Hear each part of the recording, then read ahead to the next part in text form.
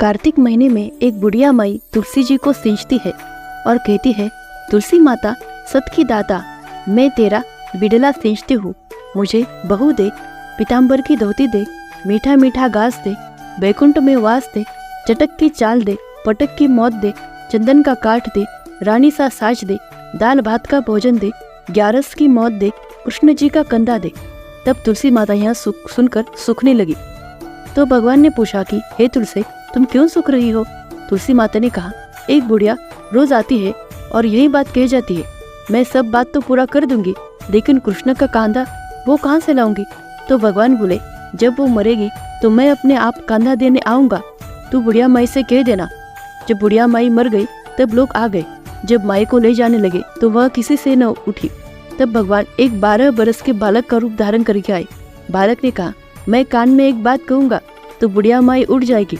बालक ने कान में कहा, बुढ़िया माई मन की निकाल ले, पीताम्बर की धोती ले, मीठा मीठा घास ले, वैकुंठ का वास ले, चटक की चाल ले, पटक की मौत ले और कृष्ण जी का कंधा ले।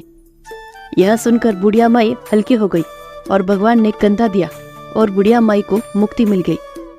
हे तुलसी माते, जैसे बुढ़िया माई को मुक्ति दी वैसे सबको देना। हरे कृष्णा दोस्तों, स्वागत है आपका कि अपने चैनल भक्ति की शक्ति में। आज आप सुनेंगे कार्तिक मास का महात्म्य और कार्तिक मास व्रत कथा। कार्तिक मास का शास्त्रों में विशेष महत्व बताया गया है। इस महीने में जो व्यक्ति भगवान विष्णु और माता लक्ष्मी की उपासना करता है उसकी सारी इच्छाएं पूर्ण होती है। साथ ही कार्तिक मास में कार्तिक महात्म्य व्रत कथा सुनने से और पढ़ने से मनुष्य की समस्त मनोकामनाएं पूर्ण होकर भगवान श्री हरि की भक्ति और कृपा उनको मिल जाती है। मैं सिमरू माता शारदा, बैठे जीवा आए, कार्तिक मास की कथा लेखे कमल हर्षाए। नैमिषारण्य तीर्थ में श्री सूत जी ने 88,000 सनकादिक ऋषियों से कहा, अब मैं आपको कार्तिक मास की कथा विस्तार पूर्वक सुनाता हूँ, जिसका श्रवण करने से मनुष्य के सभी पाप नष्ट हो जाते हैं और अंत समय में वैकुंठ धाम की प्राप्ति होती है। सूत जी ने कहा, श्री कृष्ण जी से अनुमति लेकर देवर्षि नारद के चले जाने के पश्चात सत्यभामा प्रसन्न होकर भगवान श्री कृष्ण से बोली, हे प्रभु, मैं धन्य हुई, मेरा जन्म सफल हुआ। मुझ जैसी त्रैलोक्य सुंदरी के जन्मदाता भी धन्य है, जो आपके 16,000 स्त्रियों के बीच में आपकी परम प्यारी पत्नी मैं बनी। मैंने आपके साथ नारद जी को वह कल्प वृक्ष आदि पुरुष विधि पूर्वक दान में दिया, परंतु वही कल्प वृक्ष मेरे घर लहराया करता है। यह बात मृत्यु लोक में किसी स्त्री को ज्ञात नहीं है। हे त्रिलोकीनाथ, मैं आपसे कुछ पूछने की इच्छुक हूँ। आप मुझे कृपा करके कार्तिक महात्म्य की कथा विस्तार पूर्वक सुनाइए, जिसके सुनकर मेरा हित हो और जिसके करने से कल्प पर्यंत भी आप मुझसे विमुख न हो। सूत जी आगे बोले, सत्यभामा के ऐसा वचन सुनकर श्री कृष्ण ने हंसते हुए सत्यभामा का हाथ पकड़ा और अपने सेवकों को वही रुकने के लिए कहकर विलास युक्त अपनी पत्नी को कल्प वृक्ष के नीचे ले गए। फिर हंसकर बोले, हे प्रिय, 16,000 रानियों में से तुम मुझे प्राणों के समान प्रिय हो। तुम्हारे लिए मैंने इंद्रदेव, देवता और आदि देवताओं से भी विरोध किया था। हे कांते, जो बात तुमने मुझसे पूछी है उसे सुनो। एक दिन मैंने श्री कृष्ण ने तुम्हारी सत्यभामा की इच्छा पूर्ति के लिए गरुड़ पर सवार होकर इंद्रलोक जाकर कल्प वृक्ष मांगा था। इंद्र द्वारा मना किए जाने पर इंद्र एवं गरुड़ में घोर संग्राम हुआ और गोलोक में भी गरुड़ जी गोवन से युद्ध किया।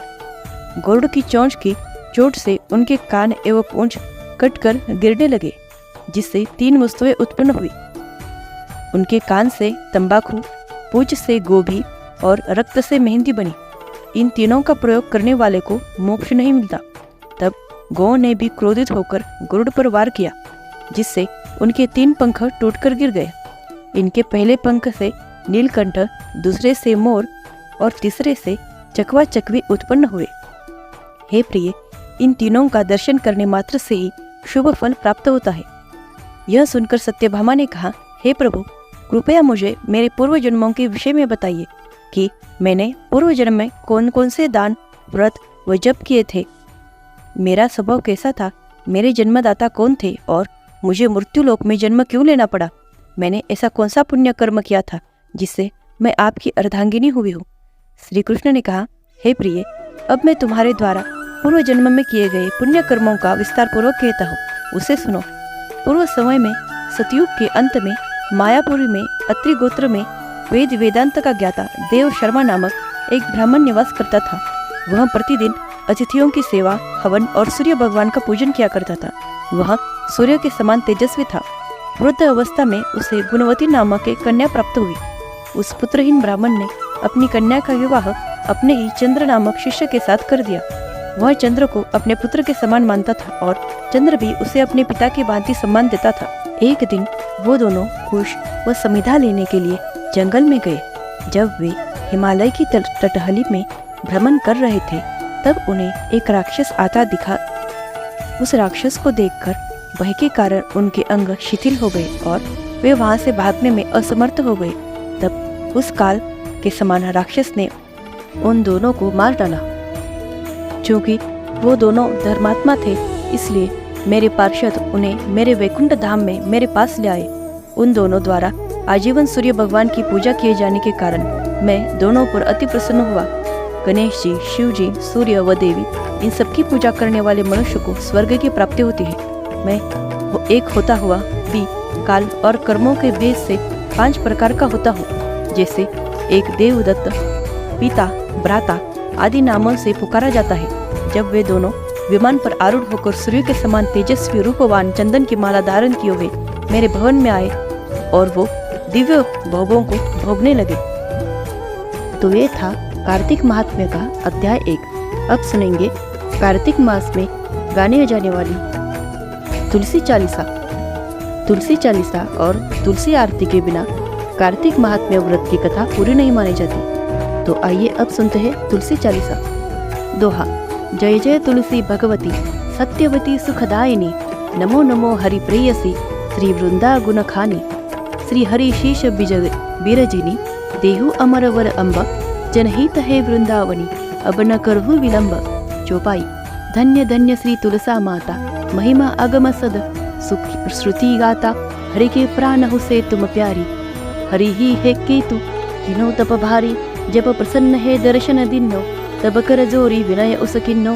हे भगवंत कंत मम को होहु, दीन जानी जनि छाड़ा हो छोहु।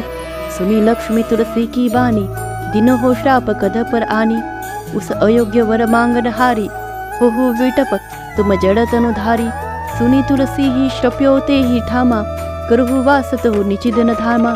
दियो वचन हरि तब तत्काला, सुनहु सुमुखी जनि हो बिहाला। समय पाये हो रो पाति तोरा, पूजय हो आस वचन सत मोरा। तब गोकुल मह पो गोप सुदामा, तासु भई तुलसी तु वामा। कृष्ण रास लीला के माही, राधे शक्यो प्रेम लखे नाही। दियो श्राप तुलसी हक तत्काला, नरलोक ही तुम जन्म हो बाला। यो गोप वह दानव राजा, शंख चूड़ नामक शिर ताजा। तुलसी भई तासु की नारी, परम सती गुण रूप अगारी। असद्वै कल्प बीत जब गयो, कल्पतित्रय जन्म भय हो। वृंदा नाम भयो तुलसी को, असुर जलंधर नाम पति को। करी अति द्वंद अतुल बल धामा, लीना शंकर के संग्रामा। जब निज सैन्य सहित शिव हारे, मरहिन तब हर हरि ही पुकारे। पतिव्रता वृंदा थी नारी, को न सके पति ही संहारी। तब जलंधर ही भेष बनाई, वृंदा डिग हरि पहुँचो जाई। शिव हित लही करी कपट प्रसंगा, यो सतीत्व धर्म तो ही भंगा। भयो जलंधर कर संहारा, सुनी उर शोक उपारा। तही क्षण दियो कपट हरि टारी, लखी वृंदा दुख गिरी उचारी। जलंधर जस हत्यो अबीता, सोई रावण तस हरि ही सीता। अस प्रस्तर सम हृदय तुम्हारा, धर्म खंडी मम पति ही संहारा। यही कारण लही शाप हमारा, होवे तनु पाषाण तुम्हारा। सुनी हरि तुरत ही वचन उचारो, दियो श्राप बिना विचारो। लख्यो न निज कर तूती पति को, छल न जयो जब पार्वती को। जड़मति तहु अस हो जड़ रूपा, जग मही तुलसी विटप अनुपा। दग्व रूप हम शालिग्राम, नंदी गंड की बीच लामा।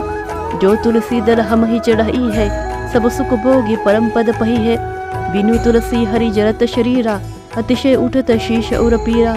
जो तुलसी दल हरि शीश धारत, सो सहस्र घट अमृत डारत। तुलसी हर मन रज निहारी, रोग दोष दुख भंजन हारी, प्रेम सहित हरि भजन निरंतर, तुलसी राधा में नाही अंतर, व्यंजन हो 56 प्रकारा, बिनु तुलसी दल न हरि ही प्यारा, सकल तीर्थ तुलसी तरु छाही, लहत मुक्ति जन संशय नाही, कवि सुंदर इक हरि गुण गावत, तुलसी ही निकट सहस गुण पावत, बसत निकट दुर्वासा धामा, जो प्रयास ते पुरल लामा, पाठ करही जो नित नर नारी, होई सुख भाषहि त्रिपुरारी। दोहा तुलसी चालीसा पढ़ही तुलसी तरु ग्रह धारी, दीपदान करी पुत्र फल पावहि बंदिहु नारी, सकल दुख दरिद्र हरि है, परम प्रसन्न आशय, धन जन लड़ही ग्रह बसहि पूर्ण अत्र, लाही अभिमत फल जगत, महलाही पूर्ण सब काम, जय दर अपर ही तुलसी, तह सहस बसहि हरि राम, तुलसी महिमा नाम नख तुलसी, सूथ सुख राम, मानस चली सरचो जग, मह तुलसीदास। अब सुनिए तुलसी जी की आरती। तुलसी महारानी नमो नमो, हरि की पटरानी नमो नमो, धन तुलसी पूर्ण तपकीनो, शालिग्राम बनी पटरानी, जाके पत्र मंजरी कोमल, श्रीपति कमल चरण लपटानी, तुलसी महारानी नमो नमो, हरि की पटरानी नमो नमो, धूप दीप नैवेद्य आरती, पुष्पन की वर्षा बरसानी, 56 भोग 3600 व्यंजन, बिन तुलसी हरि एक न मानी, तुलसी महारानी नमो नमो, हरि की पटरानी नमो नमो, सब सुखी मैया तेरे यश गावे, भक्ति दान दी जय महारानी, नमो नमो तुलसी महारानी, नमो नमो तुलसी महारानी, तुलसी महारानी नमो नमो, तुलसी महारानी नमो नमो, हरि की पटरानी नमो नमो, हरि की पटरानी नमो नमो,